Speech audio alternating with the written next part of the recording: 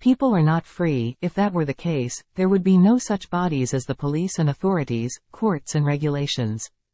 People gave up their freedom when they started to create states, and indeed he who says that everything is allowed in a country is lying. There is no country where everything is allowed. You are only allowed to do something within the law, but is it really freedom, in terms of philosophical freedom? Of course not. Real freedom ended in the caves. Also, democracy in the original sense of the word is no longer a system that can be introduced. There are simply too many people for it to function. All the systems we live in are based on a thing. The thing, however, was not a democracy, not to Sparta either. Unfortunately, the president doesn't have to be of noble birth, so it's not even a Spartan-based system.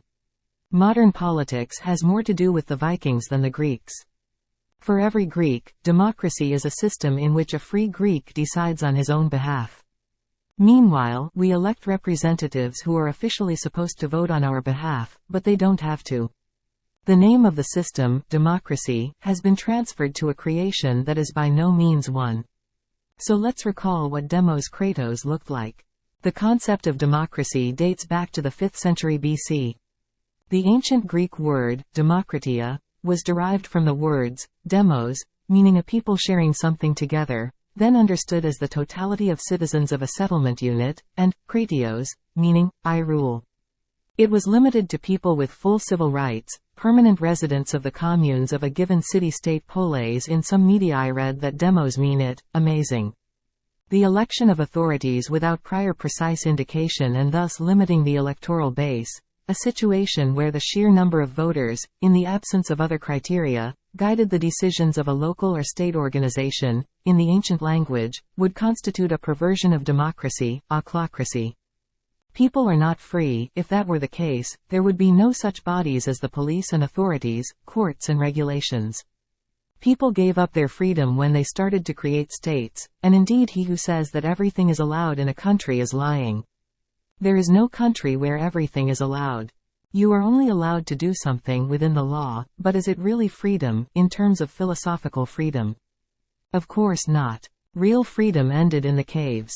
Also, democracy in the original sense of the word is no longer a system that can be introduced. There are simply too many people for it to function. All the systems we live in are based on a thing. The thing, however, was not a democracy, not to Sparta either. Unfortunately, the president doesn't have to be of noble birth, so it's not even a Spartan-based system. Modern politics has more to do with the Vikings than the Greeks. For every Greek, democracy is a system in which a free Greek decides on his own behalf. Meanwhile, we elect representatives who are officially supposed to vote on our behalf, but they don't have to. The name of the system, democracy, has been transferred to a creation that is by no means one. So let's recall what demos kratos looked like. In ancient times, democracy was defined as the political system existing in some Greek polis, in particular in Athens, opposed to monarchy, rule by one person, or oligarchy, rule by a few. This opposition is no longer so clear. Modern democratic governments contain both elements of oligarchy and monarchy. Word, democracy, Greek, demokratia, combines the elements demos, traditionally interpreted, people, and kratos, which means force, or power, and thus means literally, people power. In the words, monarchy, and oligarchy, the second element comes from archy, meaning, beginning, that which comes first, and hence also, first place or power, sovereignty.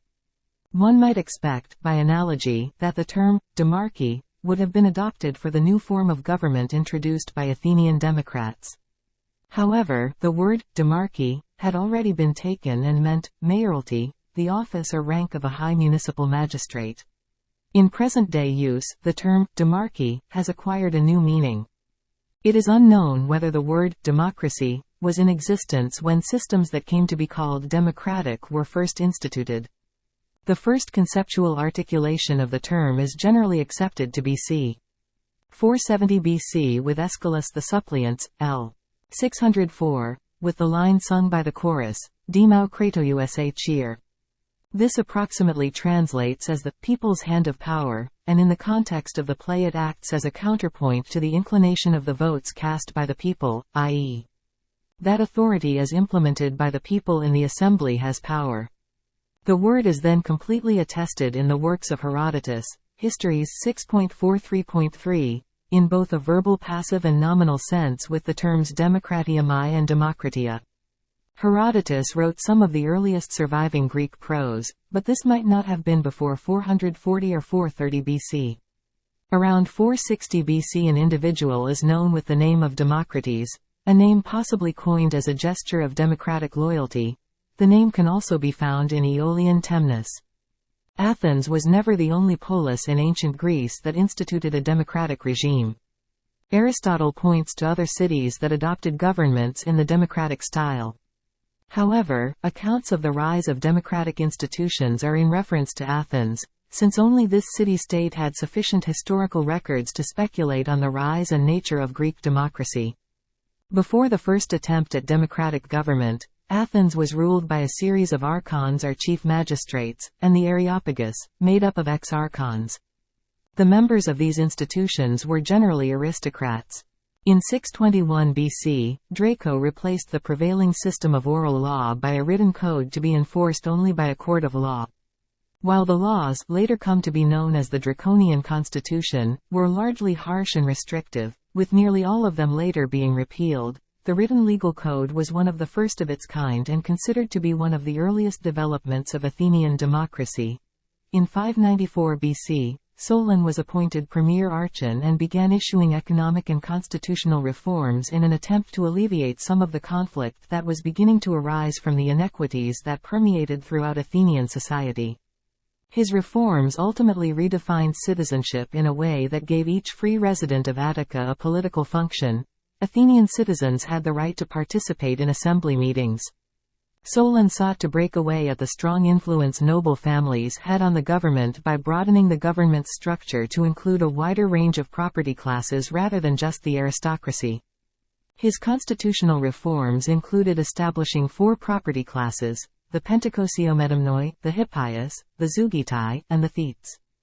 The classifications were based on how many metamnoi a man's estate made per year, with the Pentecosiometamnoi making at least 500 metamnoi, the Hippias making 300 to 500 metamnoi, the Zeugitai making 200 to 300 metamnoi, and the Thetes making under 200 metamnoi.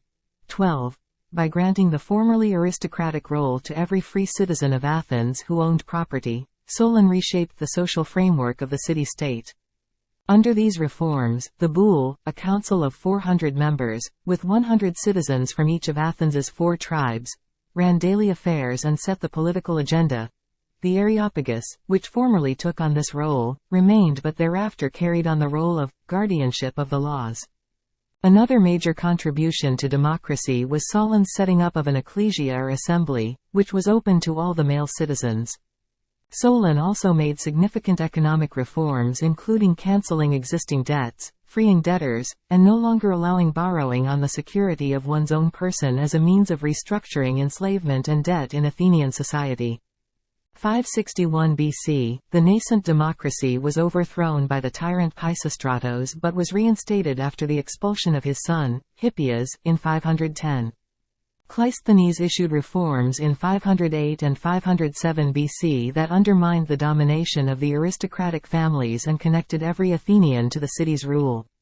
Cleisthenes formally identified free inhabitants of Attica as citizens of Athens, which gave them power and a role in a sense of civic solidarity. He did this by making the traditional tribes politically irrelevant and instituting 10 new tribes, each made up of about 3 trides, geographical divisions, each consisting of several demes, further subdivisions. Every male citizen over 18 had to be registered in his deme. The third set of reforms was instigated by Ephialtes in 462/1. While Ephialtes's opponents were away attempting to assist the Spartans, he persuaded the assembly to reduce the powers of the Areopagus to a criminal court for cases of homicide and sacrilege. At the same time or soon afterward, the membership of the Areopagus was extended to the lower level of the propertied citizenship. 17. Rome was no longer a democracy. It's polity. Oligarchy. No one there has anything to say. The Gracchus were of good birth, though they raved about people. Bad example. He won't be there. Unfortunately, their polity did not stand on 4 columns. This is the basis of polity. Again, it has nothing to do with marketing. Plato did not write about it. Polity standing firmly on the ground is the best system, but impossible as communism to introduce. Probably. Rome propagandistically called it democracy.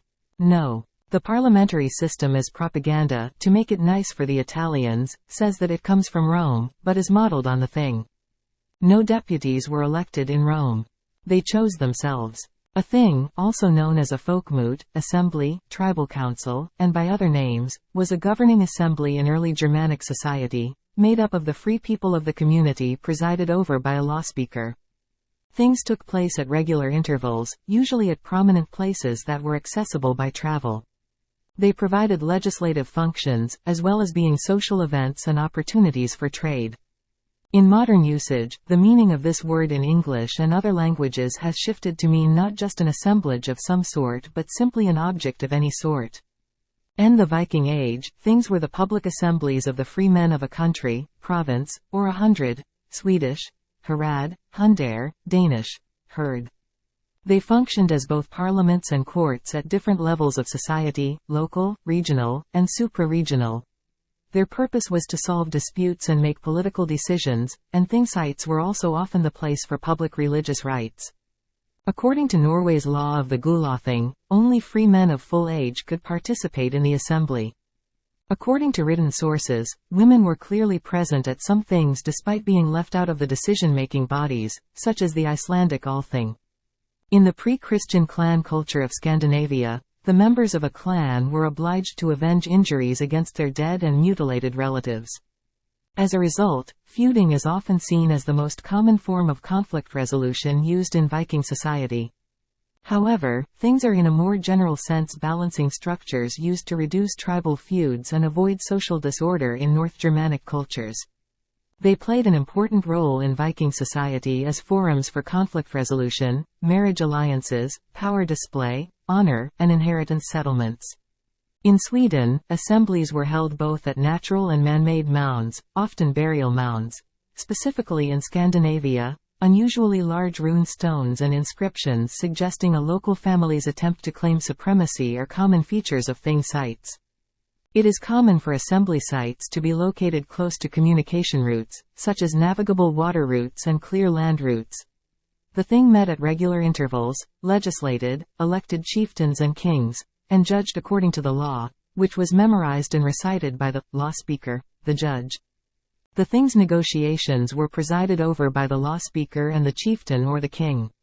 More and more scholarly discussions center around the things being forerunners to democratic institutions as we know them today. The Icelandic Althing is considered to be the oldest surviving parliament in the world, the Norwegian Gulathing also dating back to 900–1300 AD. While the things were not democratic assemblies in the modern sense of an elected body, they were built around ideas of neutrality and representation, effectively representing the interests of larger numbers of people. In Norway, the thing was a space where free men and elected officials met and discussed matters of collective interest, such as taxation. Though some scholars say that the things were dominated by the most influential members of the community, the heads of clans and wealthy families, other scholars describe how every free man could put forward his case for deliberation and share his opinions. History professor Torgrim Titulestad describes how Norway, with the thing sites, displayed an advanced political system over 1,000 years ago, one that was characterized by high participation and democratic ideologies. These things also served as courts of law, and if one of the smaller things could not reach agreement, the matter at hand would be brought to one of the bigger things, which encompassed larger areas. The legislature of Norway is still known as the Storting, Big Thing, today. Towards the end of the Viking Age, royal power became centralized and the kings began to consolidate power and control over the assemblies. As a result, things lost most of their political role and began to function largely as courts in the later Middle Ages. 8. Calling this system a parliamentary democracy is a terribly strange word creation and assuming reality. Parliament has nothing to do with democracy. In fact, the British system is the best according to most professors of political science and international relations. The one invented by Cromwell, assuming that the ruler will indeed continue to connect people. Of course it connects. Officially, British rulers don't have much to say, but they say a lot more in silence. By chance, a Chinese saying. Monarchy truly binds most of the empire's inhabitants together. If they don't like it, it also binds them in this belief. It is really a sociological and political phenomenon that two different systems have been combined in such a way, and it works, although for Cromwell it is a ricochet. A man serves, therefore it is better to serve under the rule of a lion with a good pedigree than under the rule of 200 common rats. This is Donatien de Chaudet. 10 de Chaudet. Everyone seems to forget about the other face of libertinism and de Chaudet himself. De Chaudet very quickly began to loathe the revolution, although thanks to it he became free. First of all, he spoke out against the devastation of churches and palaces, and with his strong language spoke with disgust about the extraction of royal corpses and the destruction of tombs. Not only did he notice that it was unhygienic, probably as the first in history, but also that those in the graves have done nothing to anyone, apart from nonsense. If anyone is surprised by de Chaudet's defense of churches, they simply don't know his biography. His uncle was a priest. De Chaudet had no religion in mind here, but spoke directly. History cannot be erased, and churches and palaces are part of our history. De Chaudet thought the same as most people with any brains. If you don't like it, take your child to this building, talk about it, and say that it was bad, but take into account the opinion of others, and above all, don't destroy history, because without history people are nothing. It is the past that creates the future. Some will try to deny this law, but it cannot be denied. Nothing will come out of the void. People serve. They lost their freedom the moment they decided on states. We serve. We serve at work, we serve in the family. The father serves the children, and the children serve the father. We serve power. We cannot break out, because then even if we only describe what is happening at court, we will end up like de Chaudet. Donatien merely described Louis XV's antics and rightly noted that posterity would pay for it. We don't know how many orgies he actually participated in. He was convicted for ripping off the mask. Though sadism comes from his name. It wasn't the first. Libertinism began in England, in the Spartan Brotherhood. Sadists have certainly always existed. In many countries, we don't even have the freedom to leave this world. There is a huge uproar when a sick person wants to do it. According to the principle, suffer for the world and salvation. Not to mention that we do not decide about our body. You can't even officially make a dowry treaty because that's human trafficking. You are to take the poor man in accordance with the idea of love, which in fact connects few people forever. Simply because people change, and second, Westerners confuse sexual attraction with love. They are supported that the relationship is supposed to be easygoing. But no relationship with another person will be that way, and what's worse, they can't even explain what they mean by this term. People have so many chains on them that they don't even realize they have them. They take away the freedom of animals, but they are the most voluntarily enslaved beings. There is no state system in which there would be no law, and thus chains and service to others. In a sense, even the ruler serves people. It was so in monarchies and still is in some. Unfortunately, when you choose rats, you have to reckon with the fact that they don't serve you, and they bite your wounds. I am a monarchist too. Plato and Aristotle also favored either a down-to-earth polity or a monarchy. The ruler is introduced to his role from a very young age. Not to mention that in the past the rulers went out to the people incognito to hear about their ills. Of course, not everyone and not always could do something about it. In Europe it was less popular than in the Middle East. This also explains why there has been development, and indeed dark ages in most regions in Europe. Monarchy can only be a bad system if the ruler is mentally deficient. However, the monarchy has always secured itself, because there were advisors, i.e. the seeds of government. This does not change the old rules that people created for power make fewer mistakes than those who think they are fit for it, and worse when they come from a very poor background. Power goes to your head quickly.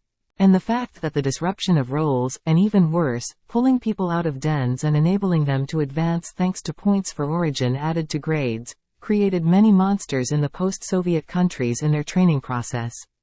From a simple official to pseudo-elites who don't know how to use a fork, but have limousines, palaces and rule the country. These people reach the pinnacle of incompetence and even prostitutional bribery because they come from where they come from and should not be in such high echelons, but unfortunately they have been allowed to do so. Pseudo-magnates acquire refinement only in the third generation. We prefer gilded people. Peak incompetence has always been a problem. However, it has always been noticeable initially in Asia, where there was a bureaucratic system. In developed countries since antiquity. China, Japan, Mesopotamia, Persia. Contrary to appearances, Europe began to inflate its political systems quite late. However, this does not change the fact that the service existed in the early days as well. Everyone has a role to play. Freedom is chaos, anarchy. Something that we may still desire, but contrary to appearances, a man likes to stick to what is known, because then he feels safe. He's unlikely to choose chaos to gain his freedom. If at least some life, at least theoretically, it can have. Theoretically, because some countries in the world have so much poverty that it's strange that someone wants to get up in the morning, but gets up anyway. Apparently, this type of reasoning is the privilege of the rich, because the poor have to figure out how to get food, so they don't have time for it, and so they drag on day after day. This theory even has a name, and there's something to it. The first 3 constitutions are American, Polish. I do not fully agree that it did not function, because it functioned for even more than a year, but for the sake of simplicity, the elementary book told that it does not. This is the first constitution on the European continent and, interestingly, the only one voluntarily issued by the king for a long time. The third is French. Has not entered into live. Someone who wants to know more, can read. Whenever it comes to discussing the Constitution, in political science or international relations studies, the German, Russian, American constitutions, the vaguely former Russian satellites, and the British system are discussed. Why? Because they are unique systems. The German Constitution is praised for its language. This is because it is the only legal act that has been written in such a way that everyone, even a moron speaking ugly, would be able to understand the basic legal act. It worked here. The regulations are really structured in such a way that the so-called official language popular in Eastern countries is not needed here. Of course, this official language is invented for a reason, to keep citizens unaware of their rights. The rules are so convoluted that even lawyers have trouble interpreting them. Of course, this is designed so that those in power can do scams, in the light of the law. British legislation is interesting in that there is indeed no such thing as a constitution. The law of precedent still functions, and surprisingly, this system works great. American Constitution. Yes, Americans are proud of it. They are even proud of such interesting regulations as having sex in such a way as to be covered from above, or not kissing in public places. They are also proud of the death penalty, although other countries like to point out what they do on a daily basis. Certainly, many of the convicts went innocently to the scaffold, because, as is often the case around the world, when the case is high profile, the police are looking for the perpetrator by force, just to show that they really work. The sentences of 120 years in prison are also funny. This is otherwise known as the death penalty. Nobody lives that long. The American Constitution is discussed as the first in the world, although it is indeed an obsolete act. Few people know that the prototype of this act was the system of a rather interesting creation, which was the Kingdom of Nassau Pirates. Russian, with the Russian Federation in mind. Whenever I'm out west it amuses me to hear it on the news. Duma told that, Duma did that. The problem is that either these people do it on purpose or they really don't know shit about the Russian system. The Duma is not the French equivalent of Parliament. This body has nothing to say. Yes, but it deals with unimportant things. It has to go to the Federation Council anyway, and it will either reject or applaud. More will reject. Only the Federation Council is the decision-making body. Representatives from every member state of Russia come here. That's probably the best term. Russia functions a bit like German lands. It deals with approving changes to the borders between the territories of the Federation, approving the President's decrees regarding the introduction of martial law and the state of emergency, and decides on the use of the armed forces of the Russian Federation outside the state borders. It also manages presidential elections. It has the right of legislative initiative. The powers of the State Duma are defined in Art. 103. They are, inter alia, granting consent to the president for the appointment. Prime Minister, giving a vote of confidence in the government or announcing. Amnesty. The Duma, pursuant to Article 105, passes laws. Federal, then transferred to and after the Federation Council. Approval signed by the President. Federation Council. It also has other important competencies, among which to distinguish. You can approve boundary changes between entities. Of the Russian Federation, approving presidential decrees. On the introduction of martial law or a state of emergency.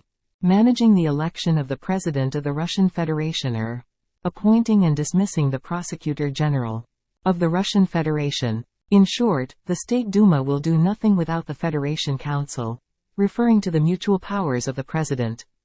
Parliament and government, it must be said definitely. The dominant body is the President. They deserve him extensive powers to form a government. By virtue of Article 111, it is the President, with the consent of the State Duma, appoints the chairman of the government of the Russian Federation. The President also has the power to present candidate for the position he is considering. State Duma. The provision is exceptionally important.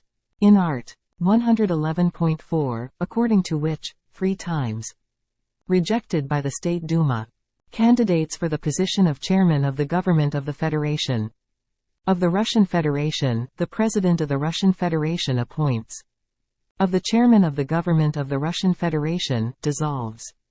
State Duma and orders new elections. So you can see that despite the fact that the consent of the Duma to the candidacy of the Prime Minister is required, its consistent refusal may lead only to the shortening of the term of office of the Duma itself. At the same time, deputies have no options, forcing the President to present what he wanted. Candidate. Moreover, the President may also, Art. 83 and Article 117, decide on the resignation of the government. In connection with Art. 93 Federation Council based on of the proposal put forward by the State Duma may submit ex officio of the President, but this can only be done in connection with an accusation of treason or committing another serious crime, confirmed by a judgment of the Supreme Court of the Russian Federation on the occurrence in the actions of the President of the Russian Federation hallmarks offenses and by a decision of the Constitutional Court of the Russian Federation on compliance with the applicable procedure. Proposing a resolution. This kind of impeachment process should be seen as difficult to implement. In practice, the State Duma may also express a vote to the government distrust. However, it is not decisive and the President may, but does not have to dismiss the government as a result. It's worth it. Remember that this power belongs to the President. Also without a vote of no confidence from the Duma expression. The vote can therefore be treated as only a kind of appeal to President to exercise this power. In case refusal to resign, the Duma may within 3 months express a vote of no confidence again, and then the President. He must either dismiss the government or dissolve the Duma itself. State, Article 117. In the scope of the above-mentioned authorities, it is clear is the dominance of the President. He has considerable powers, including, due to the Parliament and the government. At the same time, the Parliament and the government themselves have very little, almost zero, ability to influence actions. President. The separation of powers was therefore formally preserved. There is no doubt, however, that between competences, there is no balance between the various authorities. And here there are quite interesting solutions regarding voting. While one of the representatives of the Federation Council is elected by vote, the other representative is delegated by the local executive or local government. This is an immortal position. In fact, in many countries these positions are immortal. The new constitution also includes something that was not there before, that Russia is a union federation of many nations. Indeed, for the first time it was admitted that Russia is a collection of a huge number of different nationalities, not just Russians. In practice, this does not give many rights. It is a record, although there are some autonomy. The wounds of the Mongols are still festering. They suffered the most. Many wounds fester. Only someone who is not very intelligent believes that elections are rigged at the ballot box. No, and all election control commissions are only to silence the population. If someone wants to rig the election, they will do it much higher. You can also cancel the decisions of citizens. The fact that, contrary to appearances, there is no freedom and your right to vote counts for little was best demonstrated by the referendum in Spain, when the nation decided to separate a large, but better developed and industrial part from Spain. The originators of the referendum finally finished with the sentences. The authorities did everything to ensure that the Bourbons had their wonderful world. In return, people were given the legalization of zoophilia. Spaniards have always been famous for cruelty, elaborate tortures and all kinds of abominations, so it's no wonder that in a country considered for centuries to be a refuge and a model of Christian morality, something that even Satanism forbids is introduced. Something inconsistent even with biology and glorified eugenics. In the meantime, wreaths are proudly laid on Franco's grave. This has clearly shown that even in countries calling themselves those that use freedom, power will do what it wants with your decision if it's dangerous for them. First of all, I wouldn't be guided by voting just because an actor appeared in the spot. I will remind you once again. The actor receives money for advertising. Even if it is stated in the contract that he is not allowed to express himself in this way or otherwise, it does not mean that he will not cross out someone else during the vote. The United States is also an interesting system. Here quite legally chosen voice manipulation. A citizen chooses an elector who votes on his behalf, but according to his own conscience. This is an excellent gateway, because your elector does not have to vote the way you wanted. Given that lobbying is legal in this country, only a fool would not see the flaws in this system and would not notice that the citizen really has no decision-making power. Yet the citizen faithfully believes it. In many post-Soviet countries there is a system of so-called list numbers. People often wonder what this is all about. Well, people starting from places 1 to 3 are guaranteed entry to the parliament. They will always pass. One may ask, how is that possible? After all, the list is long. In a legal way, it is obvious that there are famous people in these places. I would say that it has always existed in politics. Switching games whenever possible to be number one. Secondly, if a person from a given party who is on a lower number does not receive the appropriate number of votes, the votes cast for that party are automatically transferred to persons who are numbers 1 to 3. That's why we watch some people until they die. This is cheating voters, because someone wise, knowing the region may be in a further place, but he will not enter the parliament, but the eternal politician who often has no idea about the region from which he is running will enter.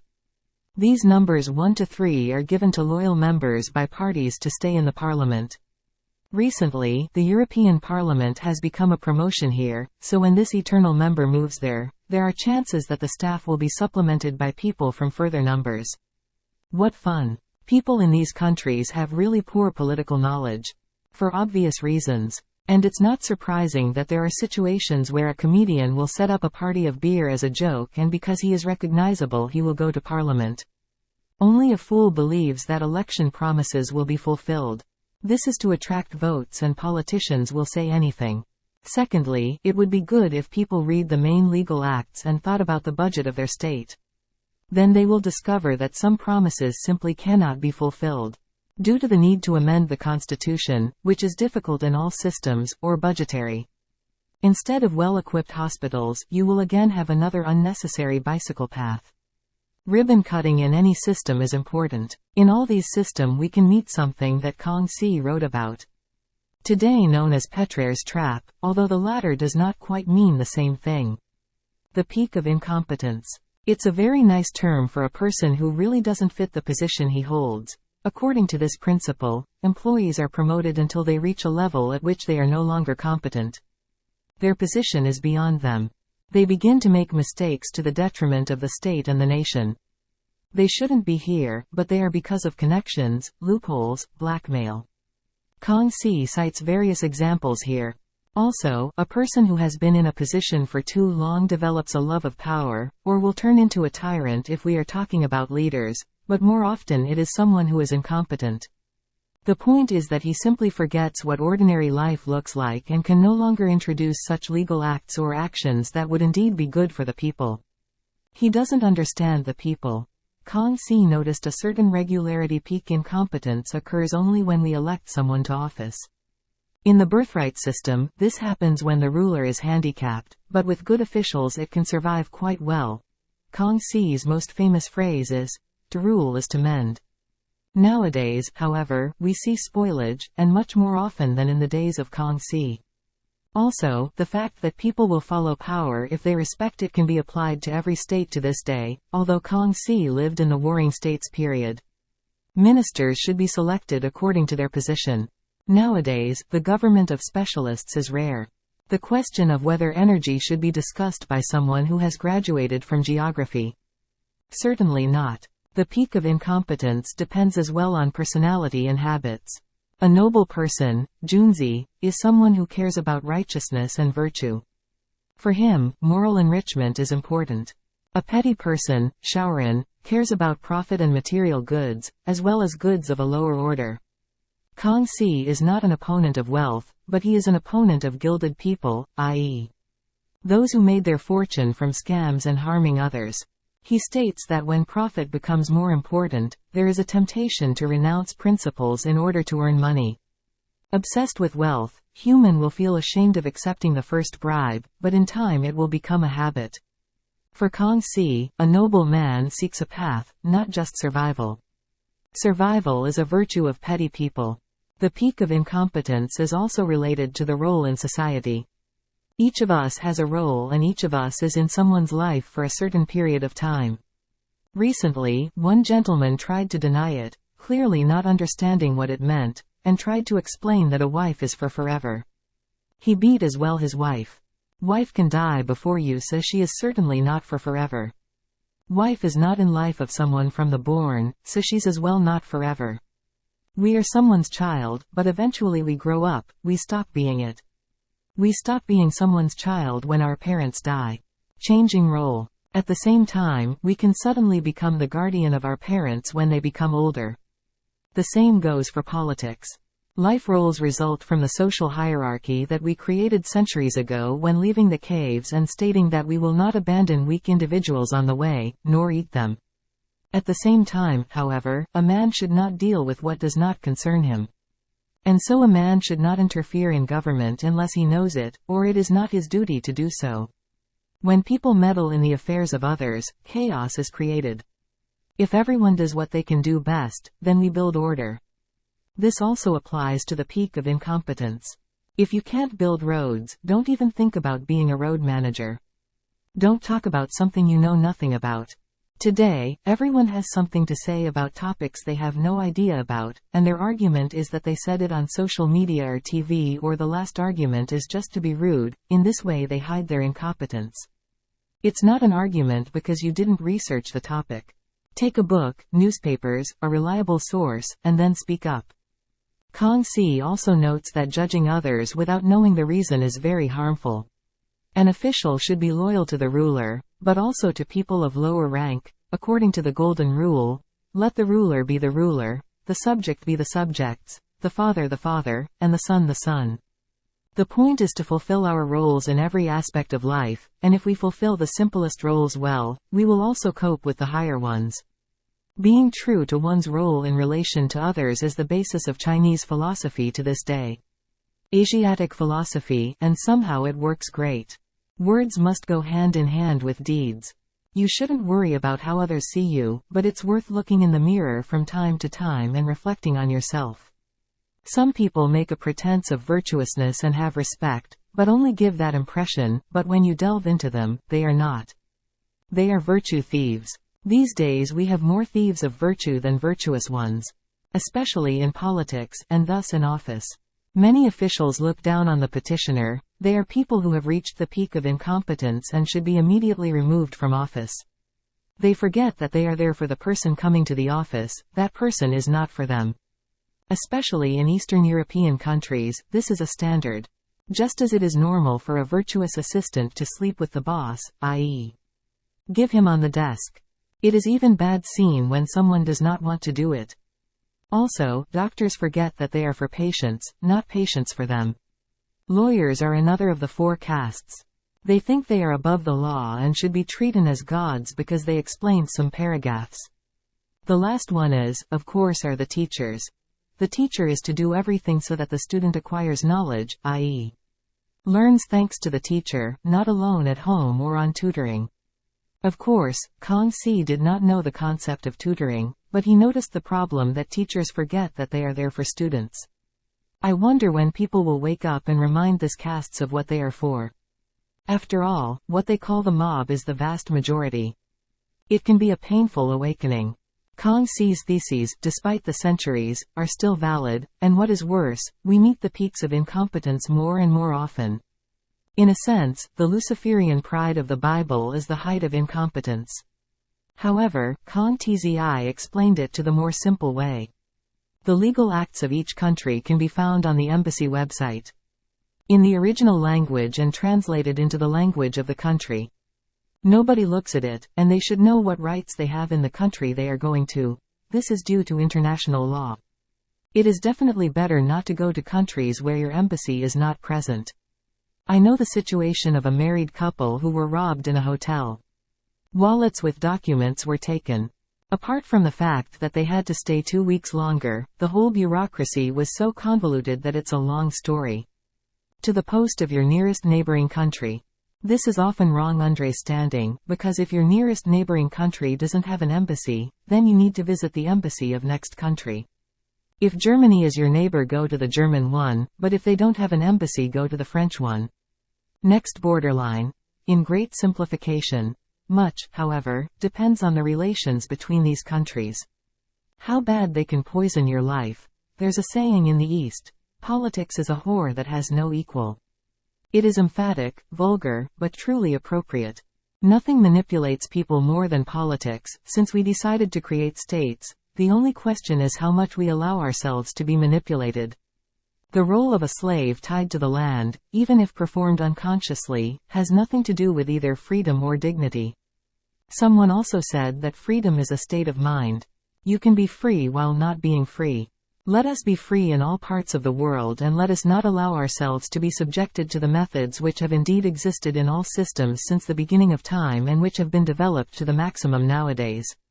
Why is Ariel known as Uriel? In the Eastern Church, the son of Lilith and Azrael is very revered. He is the patron and teacher of knowledge. He is like Prometheus. He teaches people secret knowledge, discovering the world. In Western churches, the farther away from Catholicism it is, the more he is erased and forgotten. Uriel was even anathematized, and even for Western cultures he became a demon. And if we enabled comments, there would be many fools who think they are smart. The wise will agree. Systems, as well as people themselves, hate those who tear down the line and think for themselves. Uriel, for the sake of a higher authority, must be erased. I consider him a much better inspiration than Athene, though as a Greek I probably shouldn't say that. The first horseman of the apocalypse is the most perfect symbol of knowledge and cognition. There is something else. There are 3 types of people. Those who want to know and know. It's hard to manipulate them. Those who want to know too much. These most often end up as tyrants or personalities whose eminence no one will want to mention. Mengele certainly was that type. A man who doesn't care about anything, according to science. No, he did it according to science. A warped scientific notion. Those who are afraid to know. Those from the cave will never come out. They are easy to manipulate. They take every discussion on the whim, instead of using arguments. They shout I vote for them, but when you ask why they can't answer anymore, so they throw filth. They blindly believe all the statistics given and all what they read or heard in media. They follow the line. The power loves them. She thinks she's smart too, but she's one of the cave guys. How can a lawyer these days say that there is no such thing as an illegal immigrant because it is against the law, so how come these people can exist? How she exists, I never knew. That's why Uriel. Open mind. Use the brain. Always in everything. In fact, manipulation is done by those who know they are weak. If power does not have solid pillars, it will manipulate. If an organization wants to push something, and it isn't, it will mostly manipulate. Even the parent manipulates the child if he wants to force him to do something. People love to manipulate. Always good to have a lamp. History also can be manipulated. Everything is need to grow up and not be fooled like a child. Check twice. A lie repeated many times becomes the truth. however, you pay for it. The best story is Catherine Teresa Gunn. When it started to get loud, when the idea took a bloody toll. It was discovered that the plan was bad, but somehow managed to milk something. When world heard about her. Before it was doing everything to hide it under carpet.